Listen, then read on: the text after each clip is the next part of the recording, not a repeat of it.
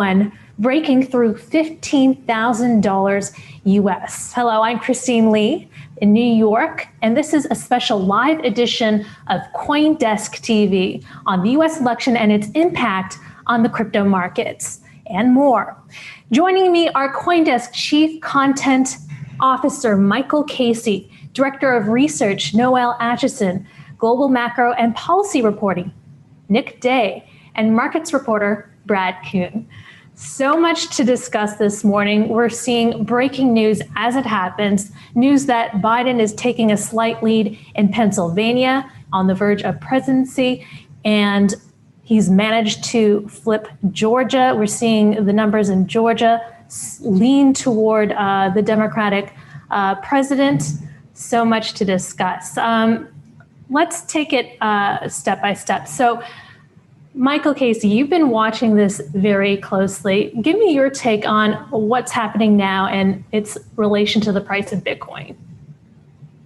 Well, I mean, ultimately, my view is that there is a connection here. Like, we want to be careful not to necessarily draw, causality. Correlation does not imply causality, but it seems to me that, along with a lot of people in the stock market, by the way, there's this view that no matter who was going to win this thing, there was going to be a kind of a financial markets friendly environment, because the Fed, no matter what, is going to have to just pour stimulus in. So why then did the price move after the election not just continue rising beforehand or around this time?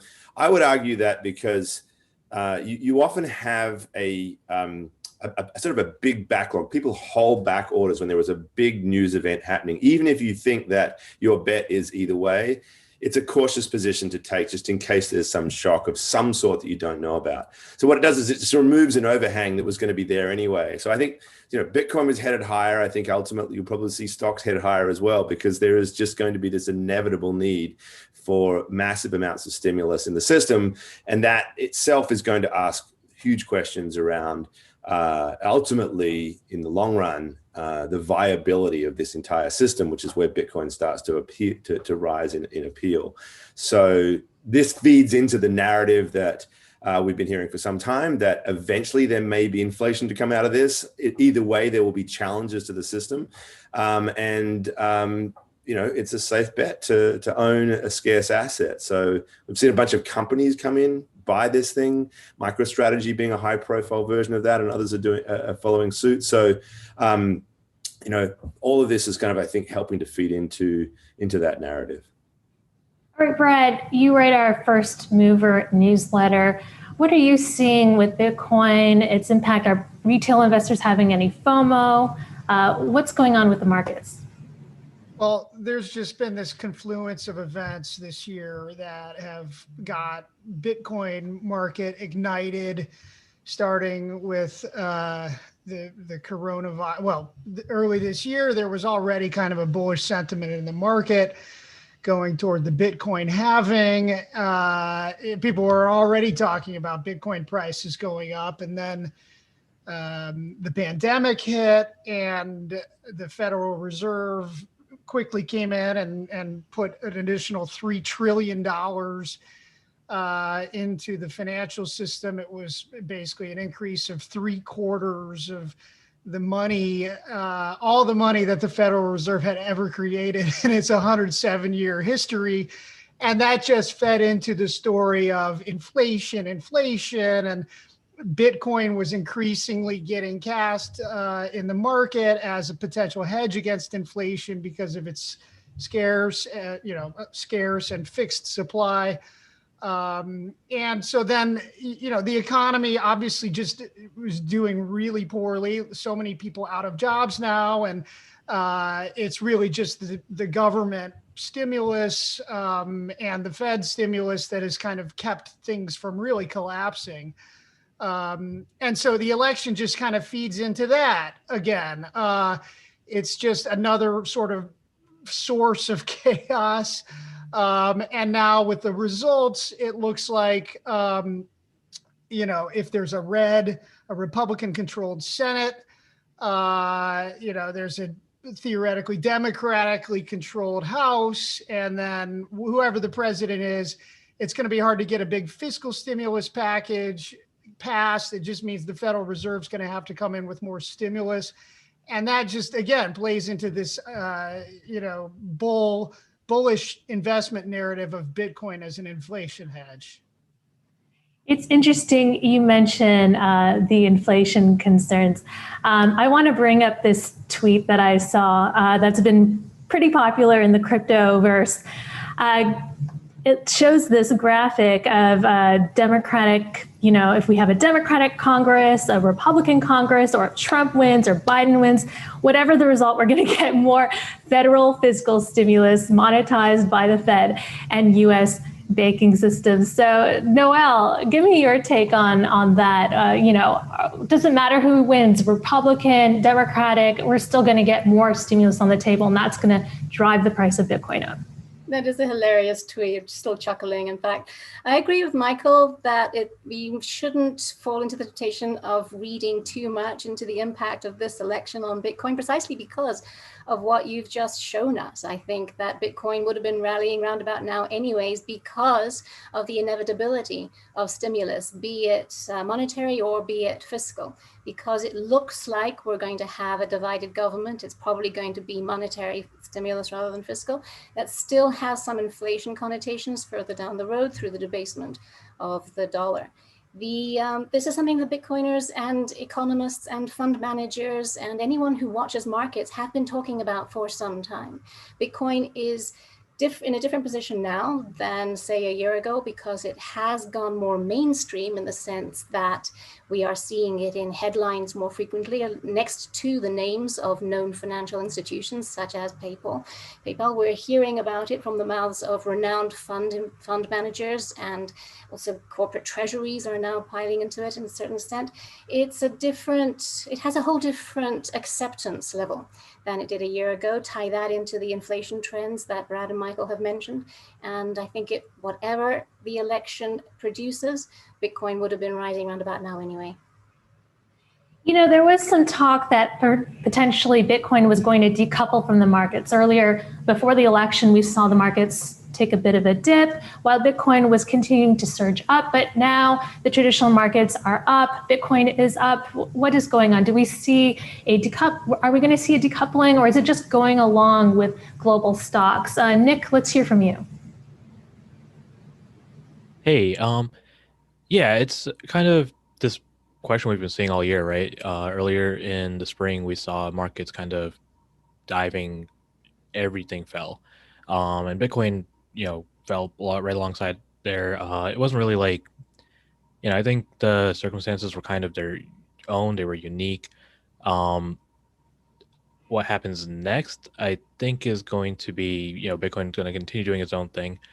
My sense is that, our colleague Omkar wrote something about this morning, I believe, where there's really not like a lot of retail fear of missing out like there was the last time there was a bull run. So whatever's happening right now, it's not necessarily due to a wider world looking at Bitcoin and saying, hey, wow, that number's going up, we should get in on this. So I don't know if that's connected or correlated, but it is an interesting data point just to contrast from 3 years ago. If I can jump in there for a second, Christine, totally agree with Nick. And also pulling on something else that Michael said earlier, correlation does not mean causation. Yes, things are heading up now, but correlation tends to be at best a short-term narrative crutch. Longer term, we are going to see a decoupling as Bitcoin is not tied to the economic cycle. It has no cash flows to discount at increasingly lower interest rates, whereas pretty much any other asset in portfolios today does have some relationship to the economy and to monetary policy worldwide. Yeah, I actually just one other point too. I think it's actually probably a fairly healthy sign that it is not a FOMO-driven thing, because I would suggest that previous rally that Nick was referring to, the 2017 rally, was a function of people treating it as a risk asset along with equities, along with everything else. And it was a hunt for yield and, let's get into this thing right now.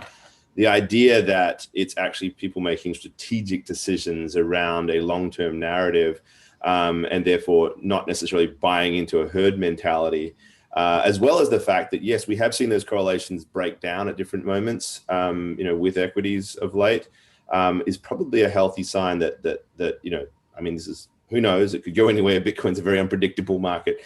But for the time being, at least, it seems to be feeding into the story. And the one thing I'll just add is that as much as we're all saying the same thing, that this would have happened anyway, I think we're having this whole webinar because there is a really interesting tie-in to the narrative around the election, right? It is, these sorts of events come to help. And Bitcoin's a very narrative-driven market. Everybody gets excited about this because it tells a story that people want to tell.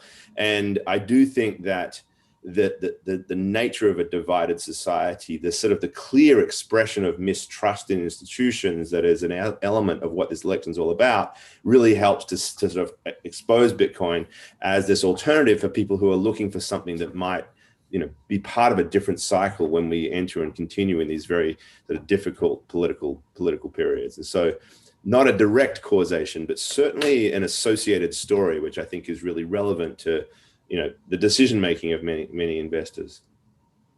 Okay. Brad, I'm wondering, from the Fed, did we get any signals yesterday? How is that contributing, and where do you see year-end Bitcoin going? Well, Federal Reserve Chair Powell was very careful yesterday. He wasn't going to wade into politics.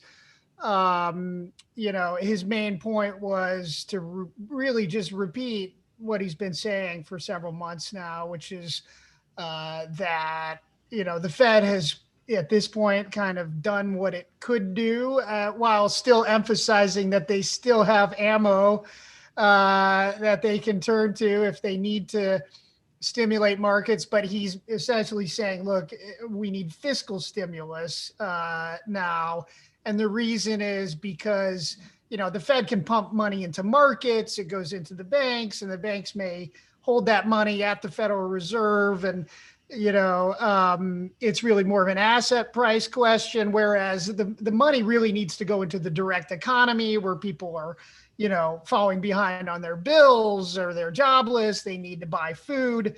And he's, saying, look, ultimately the course of the economy at this point is still a function of, are we going to have more lockdowns? Are people afraid to go to restaurants? Are people afraid to travel? And so he pretty much is just sticking to that message.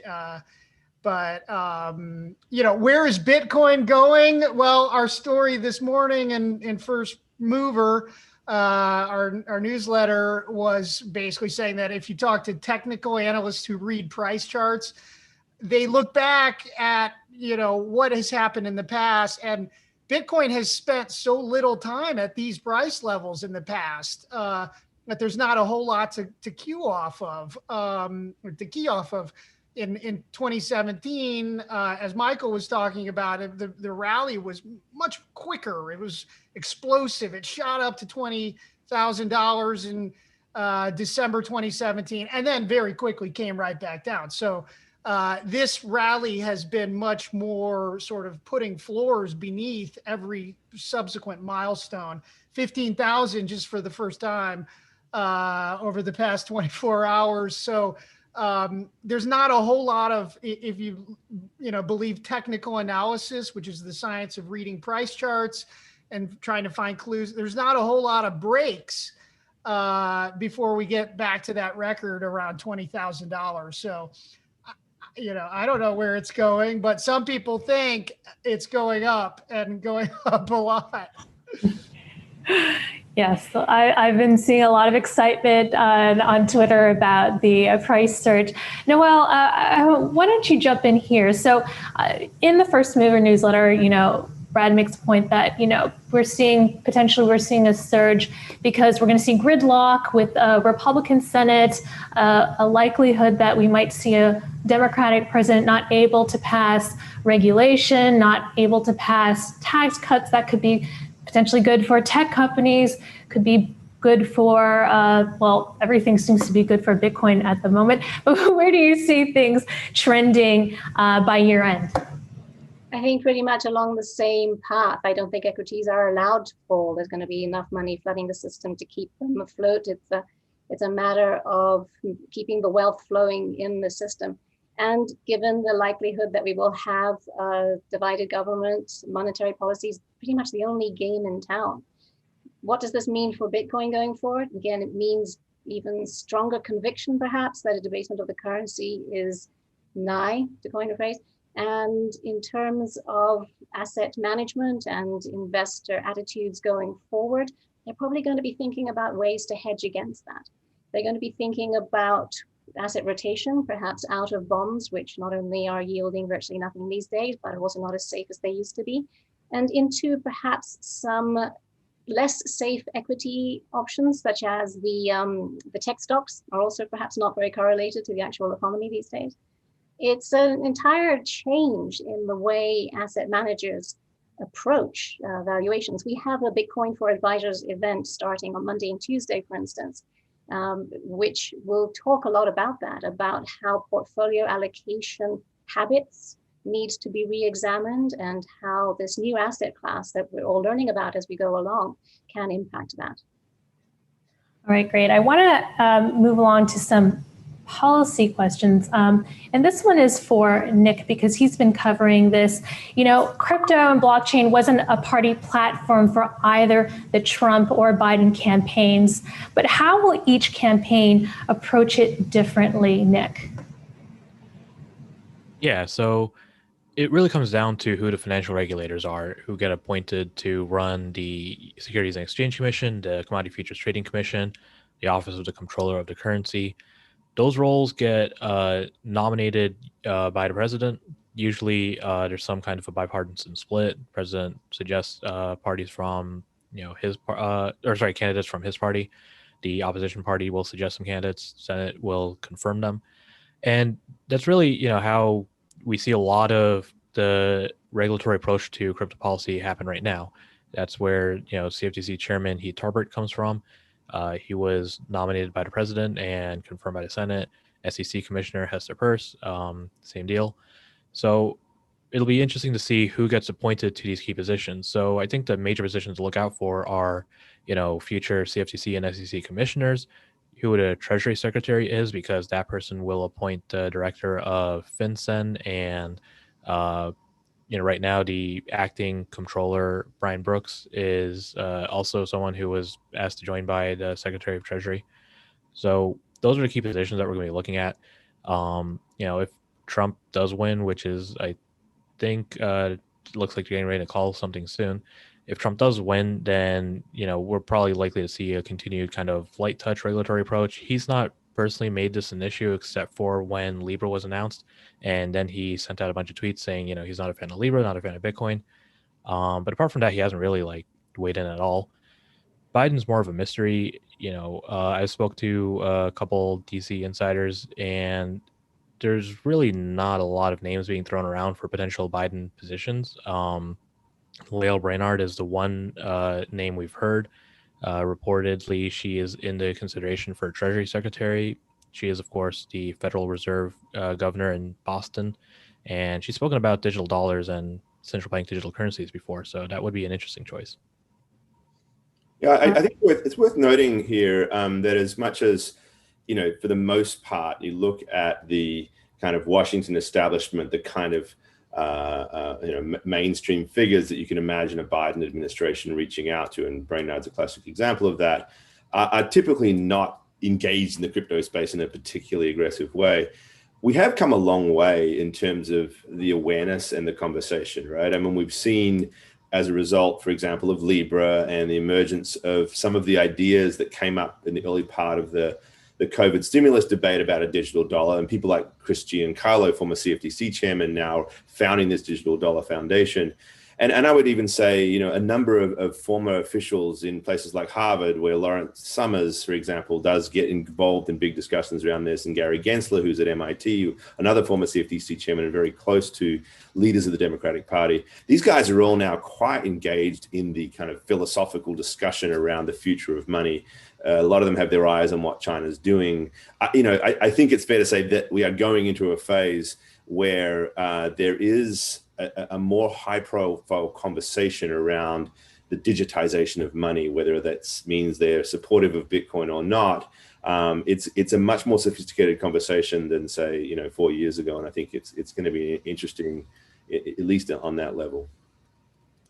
I want to point out to an article that Nick wrote about the elections. Here are the 2020 U.S. election races crypto should be watching.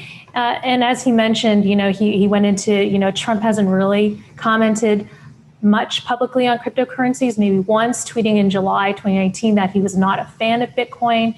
And Joe Biden also not really talking much about it, except for the Twitter hack when he said that he wouldn't accept campaign donations in Bitcoin. So, I'm curious about the political landscape in the United States we're going to see coming up, that may not be taking a real leadership role in blockchain and crypto, not unlike other countries like we're seeing with China, which is releasing a digital yuan. Noel, can you chime in? What do we have ahead here in the United States after these elections? Well, actually, Christine, if you don't mind, I'm going to turn that on its head a bit because I'm streaming in from Europe. And what I'm particularly watching when it comes to the American elections, which is one of the reasons I was so fascinated by Nick's article that you have on your screen, is how will this fit into the global approach to digital assets more broadly, not just cryptocurrencies, not just tokenized securities, but also central bank digital currencies that Michael's just referred to. If central bank digital currencies, for instance, are not interoperable, then there's really not that much of a point. And the US attitude to global cooperation on trade, on financial regulation, is going to be very much under scrutiny as we transition into an entirely different financial system. All right, great global perspective, very well noted. Maybe going on to you, Brad, with this new political landscape that we're going to see, how will they approach crypto and blockchain technology in this new administration we'll be seeing? Well, I would defer again to Nick probably on the specifics, but on the general, my impression is that generally speaking, the regulators are pretty behind the curve in really getting sort of how interesting and fast moving this cryptocurrency and digital asset market space is. Those of us who are kind of in this every day realize that it is kind of like a new ecosystem that's forming, and it is off to the races. And it is moving so much faster than anything in the traditional financial system. And I think, if you kind of look at what's happening with the election now and, complaints about Trump, complaints about Biden, this extreme polarization, a lot of it comes down to just the fact, and complaints about wealth inequality, complaints about democracy. It comes down to just kind of a bigger reality that a lot of our systems are just not working. And the government and regulators are still trying to fix everything. And meanwhile, in digital asset market industry, and it's definitely not perfect and it's probably not ready to scale, but people are entrepreneurs and are really trying to build something. And they're, it's like the one space that really seems where there's excitement and growth.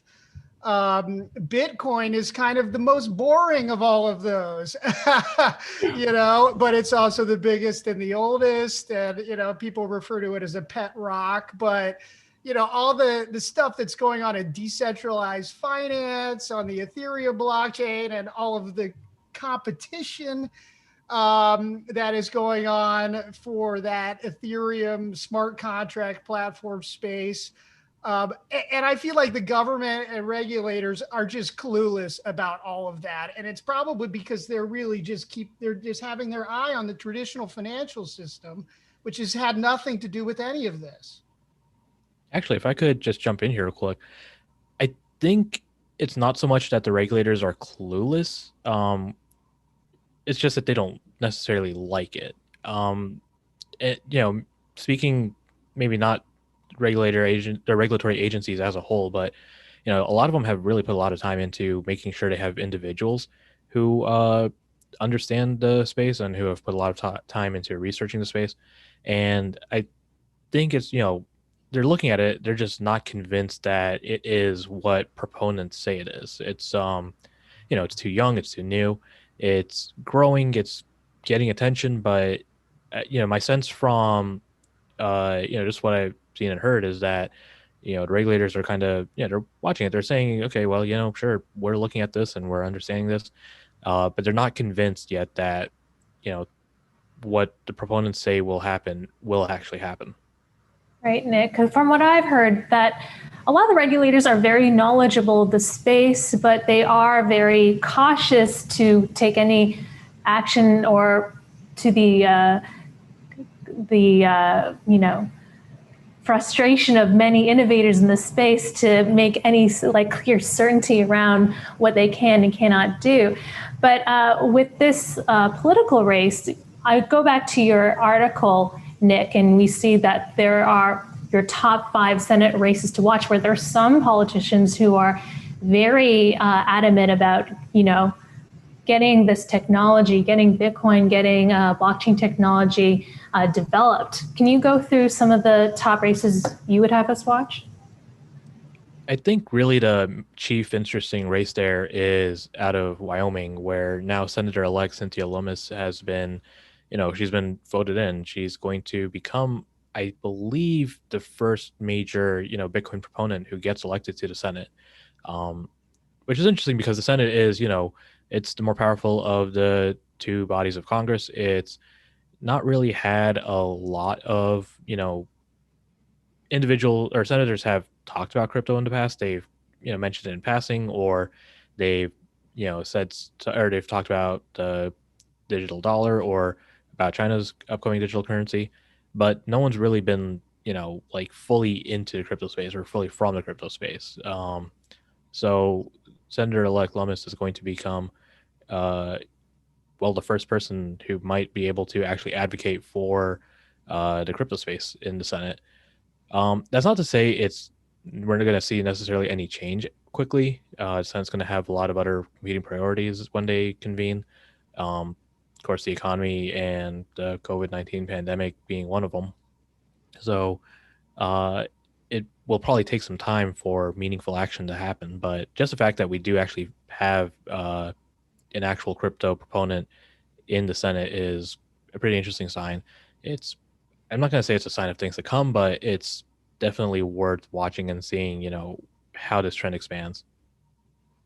Okay, interesting. So I'm getting the sense that, the United States has a ways to go in terms of having some clear leadership in this space. But a lot of people thought that this election, on one part, was a referendum on COVID. Should we stay open? Trump. Should we shut things down and focus more on this public health crisis? Biden. How will that affect Bitcoin and blockchain companies going forward? Michael, give that one to you.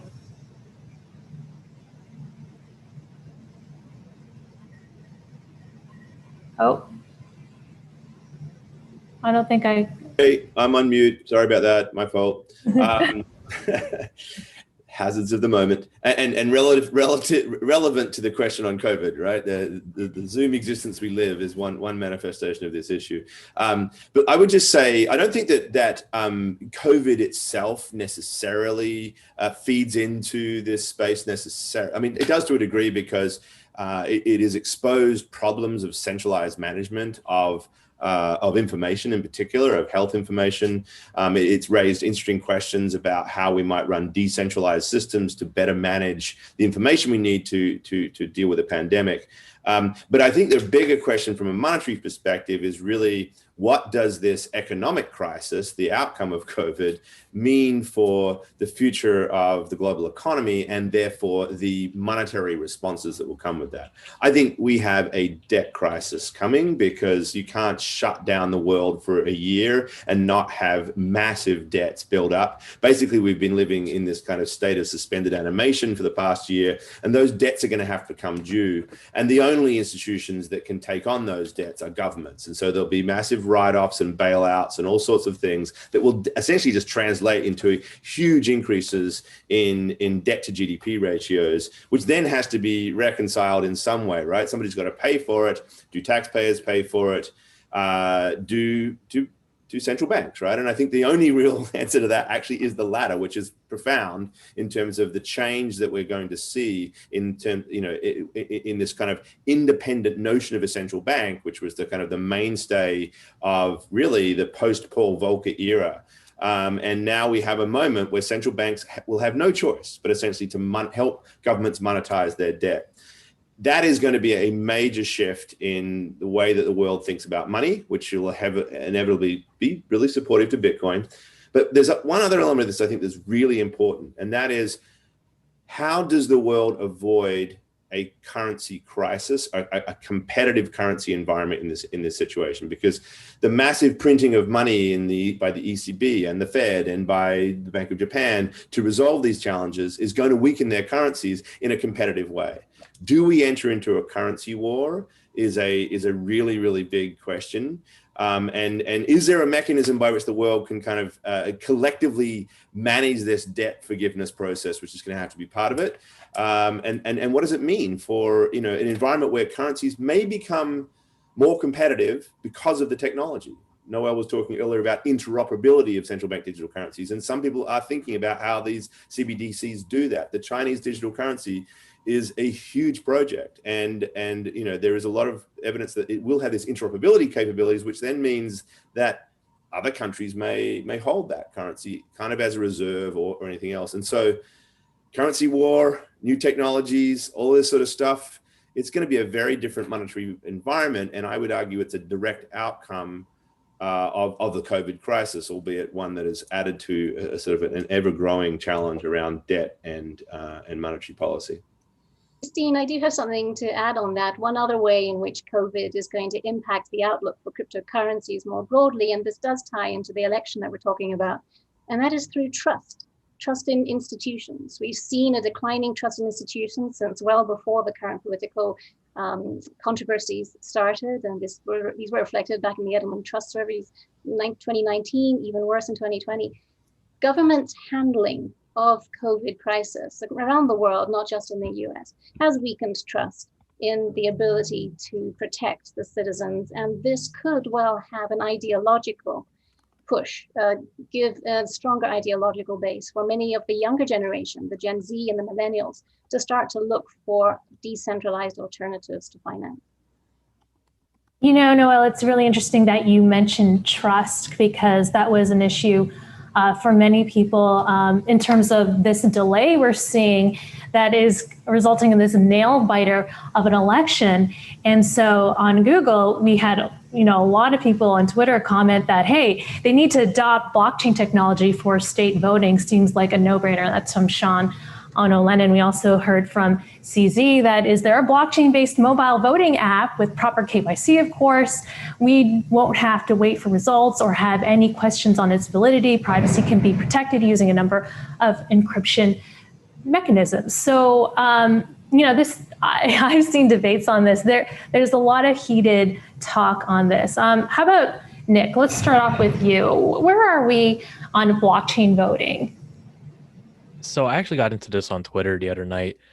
My view is that it's kind of really an immature technology as far as that goes. A lot of these blockchain voting platforms that exist right now have a database that people write their votes to, but almost all of it's, not on a blockchain. The actual technology that's being used to, cast the votes, to record or to confirm your identity.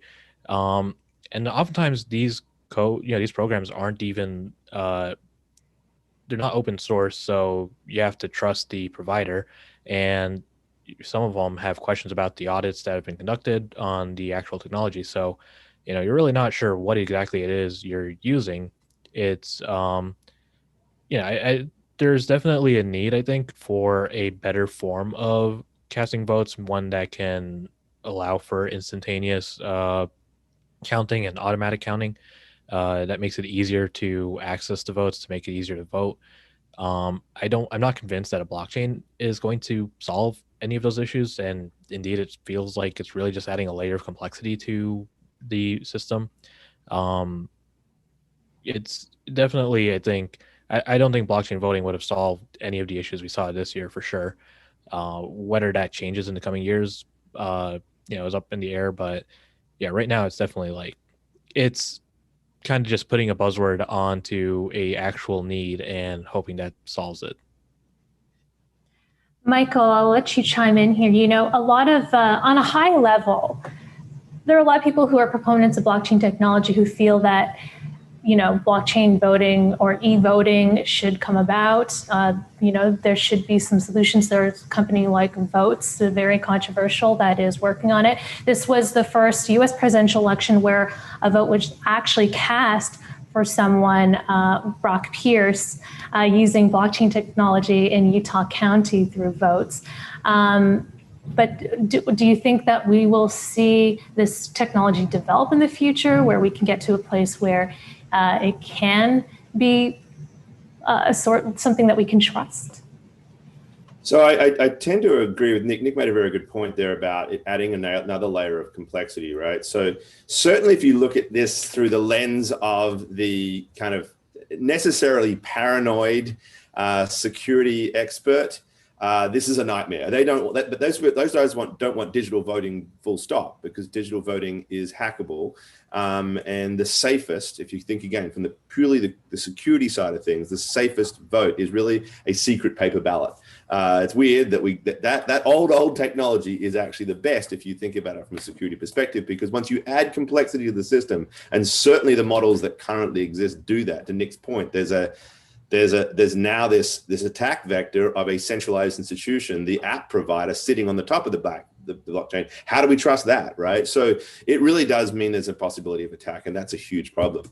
However, what a lot of these proponents are talking about is how do we increase access? I mean, I think the count and the accuracy of the count goes without saying, and the argument could be that a blockchain would give some level of certainty to that, right? The immutable record is the concept there, and maybe if we had really well audited systems above that showed that the integration with that blockchain was trustable, we could build something that would be very reliable.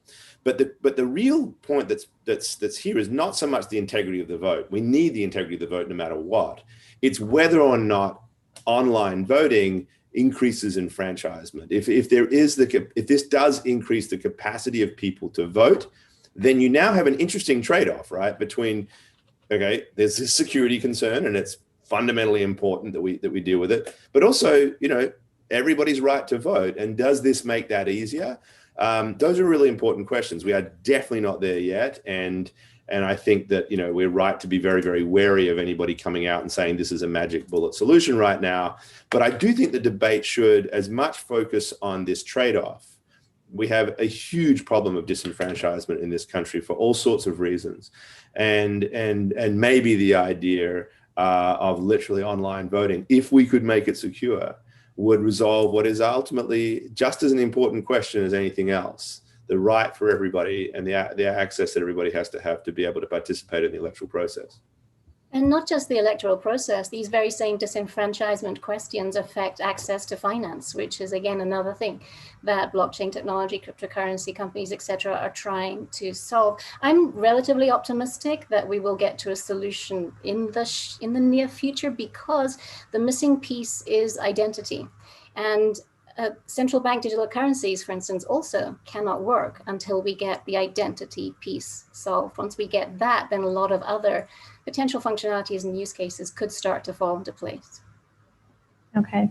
And I also want to bring up another developer who I saw, if I could bring up the screen. Basically, even though from a high level that, this technology seems interesting, it is underdeveloped. A lot of developers say that there are security issues, but with zero knowledge proofs, with onion routing, maybe we may, at this outcome of blockchain voting would be desirable, but as of yet, nothing to be seen that looks like it would be secure enough to implement. Turning back to the question of, how are we going to develop this technology? Again, we see China developing a lot of blockchain technology, getting that CBDC out. The United States being a little more quiet, not really leading, taking the ball in their court with this one. Michael, did you want to talk more about the US and their quietness on China's actions with the digital dollar? Yes, I think it's a real problem. I mean, and it's interesting. I don't know. People are looking at it from the wrong lens to start with. They look at China and say, "Oh, will it be a threat to the dollar as the world's reserve currency?" And therefore, will China take over from the dollar? And not a chance in hell. And that's the answer. But that's really not the point. To me, the real issue with the CBDC out of China is what it will enable China to do for its own economy and for its own relationship with its trading partners, and how that will challenge US leadership on all sorts of levels, economically and also in terms of its capacity to act as the world's policeman, if you like, right? I mean, the current system, and let's call it what it is, a global financial surveillance system. For all of the complaints people make about China creating this panopticon that's going to basically surveil everybody, the US runs a global surveillance system through KYC, through FinCEN, through the Bank Secrecy Act that it uses essentially to impose sanctions on the rest of the world. And so the only reason why Russia and Iran and all these bad guys can be held to account is because dollars have to pass through New York banks as part of this global system in which SWIFT, an essentially American-run institution, and the dollar as the world's reserve currency make that critical. If you can create a system that allows you to bypass that, and that's exactly what Iran is talking about, what Russia is talking about, what China inevitably is going to do, then US power with regards to that aspect of that system is going to certainly be depleted, if not evaporate. I find it remarkable. I imagine that they are talking at length about this behind closed doors. And maybe the reason why they're not talking about it is because to do so would be to raise all sorts of sort of self-fulfilling concerns. But this is, to me, possibly the most important issue at all of everyone facing the global economy right now. And the silence on it from the US is actually quite deafening. And look, this is not even to suggest that we see China as a nefarious threat. I think China is not necessarily doing anything to attack the US here. But if they are able to incorporate this sophisticated programmable money system, and let's use that word importantly, because that's what differentiates it from the existing digital money payment system they have with WePay, to make this thing programmable and to insert that into supply chains, into smart cities, into programmable energy trading systems, it's going to have a huge impact on the efficiency of the Chinese economy, which will then give it yet another leg up in terms of its competitive advantages with the US and other countries. It's a big deal, and it's remarkable that we are not talking about this enough. I find it's quite scary, actually. I would just say that, that absolutely ties in with the election, right? I mean, in terms of America first versus globalization, US versus China, right? I mean, that was definitely one of Trump's biggest campaign talking points, as it has been for the past 4 years. So I think it's a great point you're making, Michael. I just add one other thing here, and this is what I find also rather disturbing. This could be a huge opportunity for American leadership. And I would say, not just by saying we're going to build a digital dollar per se, but to think hard about what type of system they want to have. In the mid-90s, when the internet was being rolled out, the United States took leadership on the concept and did it brilliantly to its advantage. Now, maybe the way this internet has evolved is not something that we're all thrilled about right now, but it certainly was a big driver of trade. And they took the 1996 Telecoms Act and deregulated their own broadband industry to allow for all this innovation to happen in an open system, and push through a multilateral governance system for the internet, which meant that everybody had access to it. So it was a kind of a classic American policy American interest driven by open free trade mindset, right? Imagine if the United States did the same thing with money. It says, all right, we get it. We have to give up on the dollar. Its days are limited. How do we compete with China? We embrace an open system, a permissionless system. We become much more kind of liberal in the way we think about Bitcoin and everything else. And that becomes the standard that we, as the world's biggest economy, push for. And that's how we push for American interests overseas. That would make me happy. I'm not hearing anybody say this or talk about this, but I mean, it's an interesting thought experiment to imagine what the tradition of what American foreign policy is all about could play into this monetary situation. It's not happening, but it would be an ideal, put it that way. All right, I think that's a great place to end things. You know, we see Bitcoin rising, surging. It probably may have happened whether or not we had a Democratic or Republican Congress or president, but still questions left unanswered about, you know, how the United States is going to drive blockchain technology, cryptocurrencies forward amid a very global competitive environment. That does it for this live analysis of Bitcoin's election surge and what's next. I want to thank our live panel of panelists, CoinDesk Chief Content Officer Michael Casey, Director of Research Noel Atchison, Global Macro and Policy Reporter Nick Day, and Markets Reporter Brad Cowan. You can check out more videos online at coindesk.com and sign up for a newsletter and listen to our podcasts. That does it from New York. I'm Christine Lee. This is CoinDesk TV. Thank you.